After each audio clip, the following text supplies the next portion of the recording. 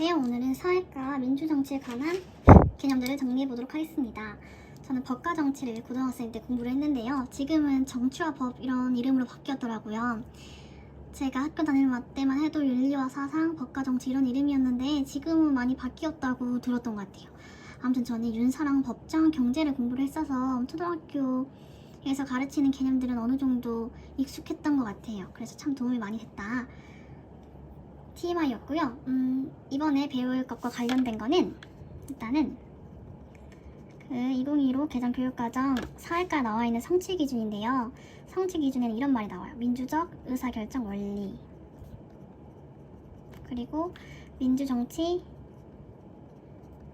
기본 원리. 저는 어떻게 외웠냐면 민주적 의사결정 원리는 가로치고 다수결, 대화, 타협, 소수 의견 존중이고요. 민주정치의 기본 원리는 여기 국권이라고 외웠어요. 국권. 뭘까요? 국민 주권, 권력 분립이에요. 이거 말고도 더 있는데 대표적인 것만 이렇게 괄호로 쳐서 성취 기준에 나왔더라고요. 자, 먼저 민주정치가 뭐냐?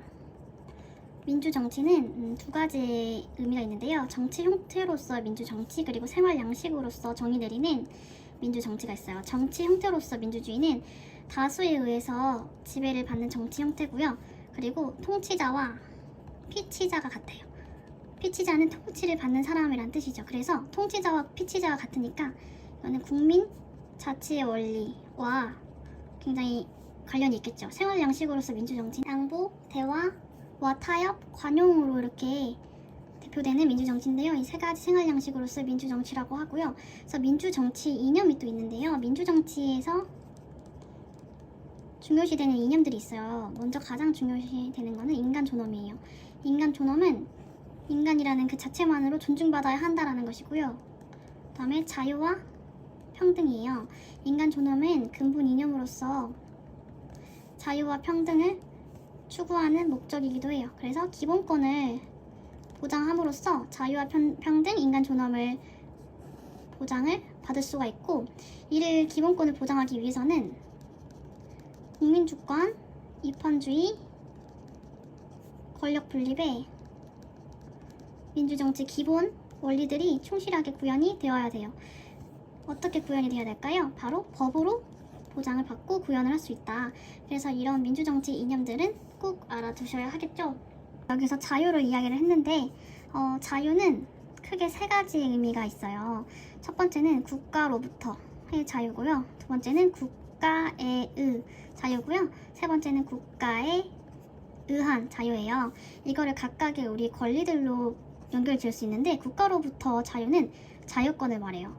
국가에 의한 자유는 참정권을 말해요. 국가에 의한 자유는 뭘까요? 바로 사회권을 의미해요. 사회권은 즉 생존권이나 생활권과 의미가 비슷해요. 자, 먼저 보자면 국가로부터의 자유는 자유권인데, 이거는 18세기에 시민혁명기가 있잖아요. 모든 사람은 자유롭고 평등할 권리가 있다라는 시민혁명에 의해서 나온 거예요. 그래서 신분제가 폐지되는 그렇게 소극적인 자유. 국가의 자유는 참정권인데, 이거는 이제 좀 시간이 지나서 19세기 때 차티스트 운동 때 나온 자유권. 이제 차티스트 운동은 뭐냐면 노동자 계급이 운동을 한 건데 영국에서 일어났어요. 이제 노동자도 보통선거, 비밀선거를 해줘라. 근데 이 차티스트 운동이 나오기 전까지는 재산이 많은 성인 남성만 투표권을 인정했기 때문에 노동자 계급이 배신을 당하고서는 분노를 했어요. 그래서 이제 참정권, 투표권을 달라라고 요구를 한 거죠. 이것도 적극적인 의미의 자유를 의미하겠죠.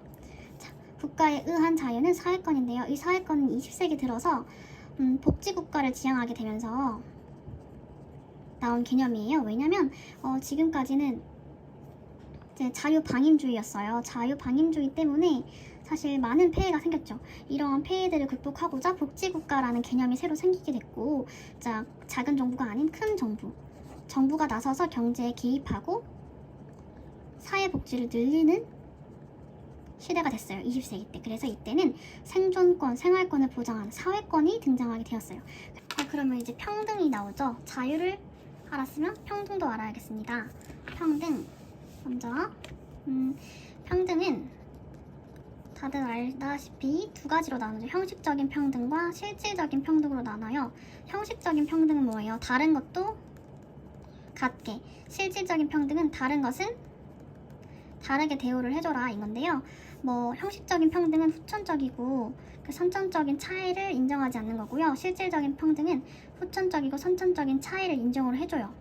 그래서 형식적인 평등은 이제 절대적인 평등이라고도 하고, 예를 들면 뭐 청구권이나 참정권은 정치적 권리와 관련이 있어요. 실질적인 평등은 뭐냐면 처음부터 후천적이거나 선천적으로 차이가 있기 때문에 배분적 정의에 의한 평등이에요. 그래서 뭐 예를 들면은 사회권과 같은 권리와 연관이 있는 평등인데, 그래서 얘는 사회적이고 경제적인 평등이라고도 불려요. 그렇죠? 그래서 얘는 다른 것은 같게, 실질적에는 다른 것은 다르게, 형식적인 평등과 실질적인 평등은 이렇게 구분이 됩니다. 형식적 평등, 청구권과 참정권 관련이 있고, 실질적인 평등은 사회권과 관련이 있습니다. 민주정치의 원리는 첫 번째는 국민주권의 원리가 있어요. 이 국민주권의 원리는, 주권이라는 말은 국가의 의사결정권, 최종적으로 의상을 결정할 수 있는 권리가 누구한테 있냐? 국민한테 있다라는 뜻이에요. 예를 들면 이 국민주권의 원리는 참정권과 관련이 있는데요. 참정권을 통해서 정치에 참여한다는 거죠. 정치에 참여함으로써 국민들이 국민주권의 원리를 실현할 수 있게 되는 것입니다. 그리고 얘랑 관련 있는 게 바로 대의제예요. 대의제는 누가 대표가 되는 거죠? 국민이 뽑은 대표가 직접 국민들의 의사를 실현시켜주는 대의제의 원리랑도 관련이 있겠습니다.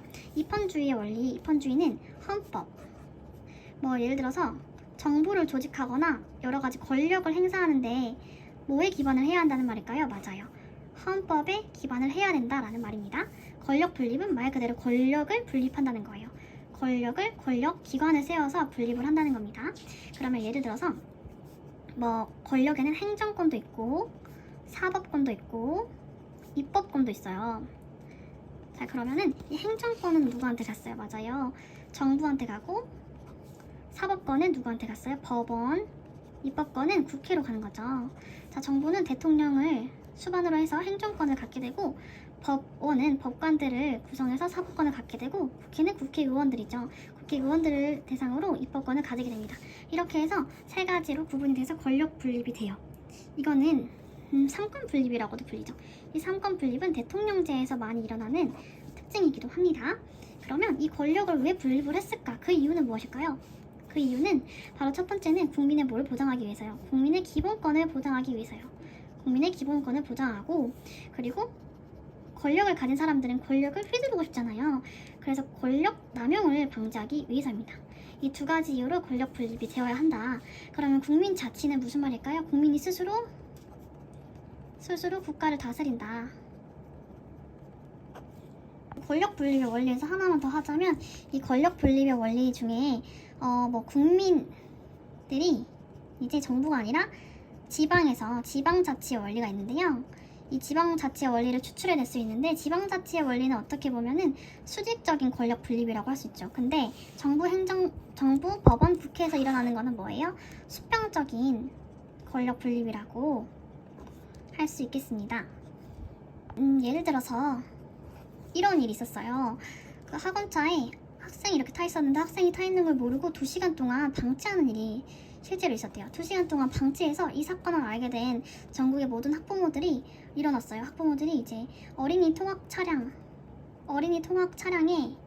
무조건 몰 동승하는 보호자를 탑승시키고 이거를 의무화를 하자 라는 여론을 만들었어요. 여론을 형성했어요. 자, 여론을 형성하고 여론이 아주 커지자 국회에서는 뭘 했어요? 국회에서는 공청회를 열었어요. 국회에서는 공청회를 열었고, 또 공청회에서 나온 의견들을 바탕으로 법을 제정을 했습니다. 법을 제정을 하고, 이 법이 제정되자 행정부에서는 뭘 했을까요? 이 동승보호자 탑승 의무화를 지키지 않는 학원들을 단속을 했어요. 단속을 하게 되자 학원 업계에서는 큰 피해가 있겠죠. 이제 동승보호자를 탑승하려면 인력이 필요한데 그만큼의 경제적인 부담이 있다 하면서 헌법 소원을 걸었습니다. 자, 이 헌법 소원은 언제 거는 거냐면, 어떤 부당한 일 때문에 자신의 자유나 뭐 재산권 이런 게 침해됐을 때 헌법 소원을 걸어서, 기본권을 침해당했을 때 헌법 소원을 거는 건데요.